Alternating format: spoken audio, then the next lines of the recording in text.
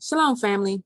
I am starting a study where I will be walking through the book of Genesis, the book of Bereshit, and I'll be sharing that study on my YouTube channel.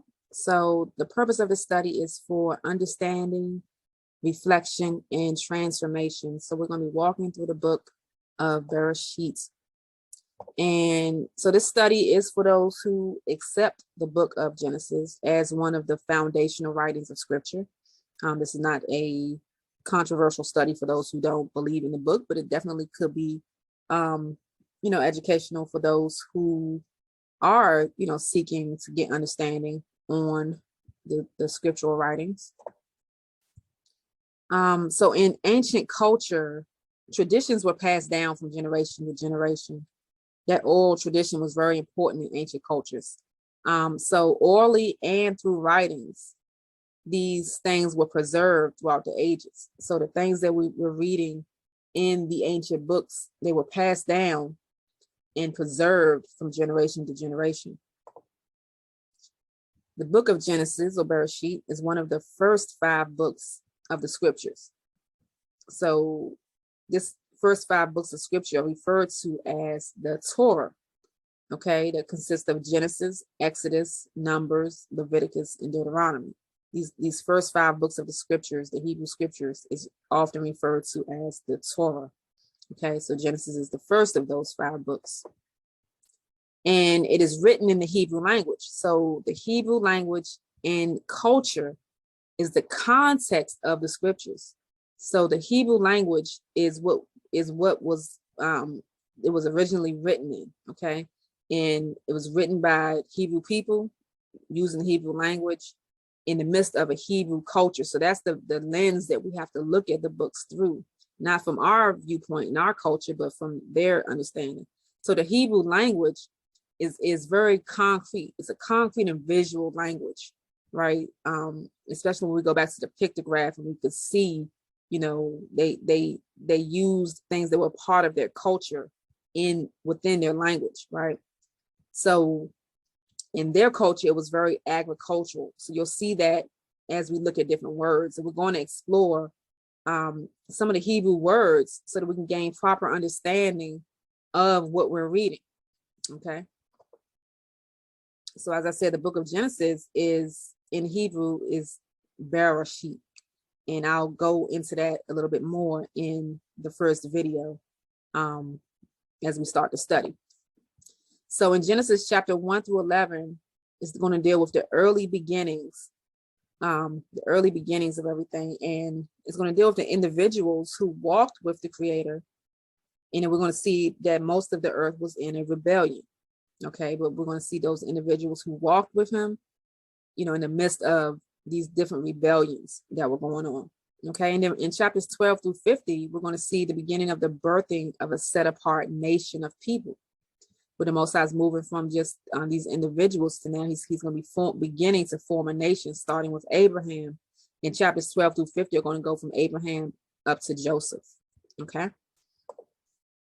So these beginnings, they give us the origins and the foundations that we're going to build on. Why focus on the book of Genesis? Because it's the beginning. It gives us the origin of things. It gives us the foundation of the things that we're going to discover in all of the rest of the books. So scripture tends to define itself through other scriptures. So it's hard to get to what people call the New Testament or other books in what's called the Old Testament. When you get to these books, we will end up forming our own conclusions and understandings on what's being said if we haven't read the early books. So these early books, even the whole Torah, really gives the whole foundation, and Genesis is the beginning of that foundation and understanding. So we want to refer to the beginnings of things to really break down the understanding, so that we know what scripture is talking about, and we're not getting led off by different heresies and different beliefs that don't find its support in the beginnings and the origins of scripture. So as we go through the study here, the concepts that are introduced in the book of Genesis, I'm going to use as a catalyst to be able to incorporate other scriptures. So some of the things that we as we approach it, as we unfold it, we're going to use other scriptures to kind of bring out what's being said here. So we're not going to only stay in the book of Genesis, but it's going to be the catalyst to be able to kind of incorporate some other things as we're going through, as it's relevant. My purpose here is for understanding, for us to understand the context of what we're reading. It's for the purpose of us being able to reflect on what we're reading as a daily reflection, our daily bread as we're going through, and for it to be for the purpose of our own transformation, to transform our understanding, renew our mind, and the way that we are engaging with creation, with the Most High, as we unfold our life. So the purpose here is not for debates and for any other controversial thing, but for the purpose of our own edification and understanding as we're going through.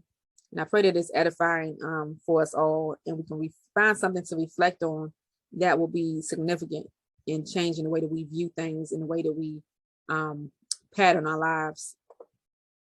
So some verses I may dig a little more deeper into and move through slowly. I may go through some verses very slow, especially in the beginning, in pulling out the words and the meaning so we can kind of build a foundation. And then some verses we're going to move through quickly. I'm going to kind of skip through some things. I may have an intention of bringing it out more in a different verse later down the line.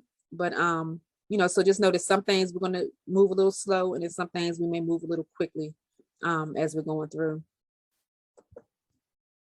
And I may at some points utilize some other references, some historical texts such as the Apocrypha, the Book of Jasher, Jubilees, Enoch, Josephus, other historical texts I may refer to, and I'll give explanation on those at the time when I do decide to use those things. So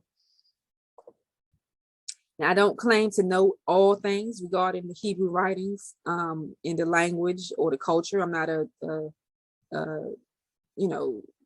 claiming to be the scholar that knows all, but I am a student, just as all teachers are students. And we should always remain in the status of a student in our minds and in our approach, because we're all are still learning. We come up from a culture where we've been disconnected.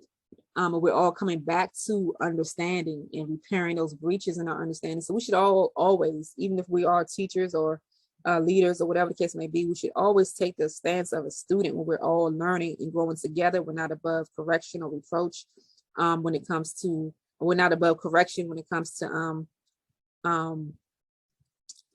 our studies and understanding. We're not dogmatic in the fact that we can't still continue to learn, right?